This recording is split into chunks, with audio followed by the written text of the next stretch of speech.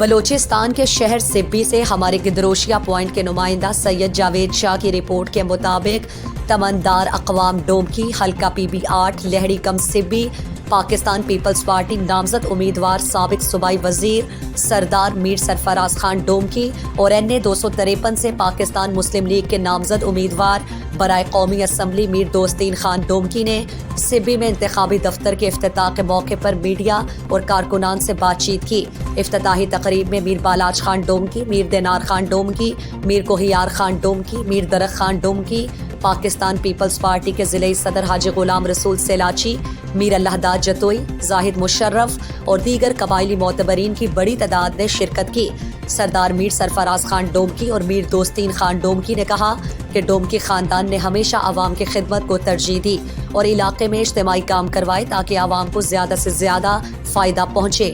کہا ہے کہ سبی اور لہڑی کی عوام نے ہمیں ہمیشہ کارکردگی کی بنیاد پر منتخب کیا اور ہمیشہ کی طرح اس بار بھی اپنے علاقے کی عوام کو مایوس نہیں کریں گے۔ انہوں نے کہا کہ 8 فروری کو تیر اور شیر پر نشان لگا کر حق اور سچ کا ساتھ دیں تاکہ آئندہ بھی ڈومکی خاندان تسلسل کے ساتھ سبی اور لہڑی کی عوام کی خدمت جاری رکھ سکیں۔ انہوں نے کہا کہ آج سبی کی عوام کے انتخابی دفتر کے افتتاح کے موقع پر لوگوں کی اتنی بڑی آمد لوگوں کی محبت کا منہ بولتا ثبوت ہے۔ سردار سرفراز خان ڈومکی نے کہا میرے والد سردار چاکر خان ڈومکی نے بھی سبی اور لہڑی کی عوام میں کبھی فرق محسوس نہیں کیا، ہمیشہ سبی کی عوام کے ساتھ محبت کی اور ان کے مسائل حل کیے۔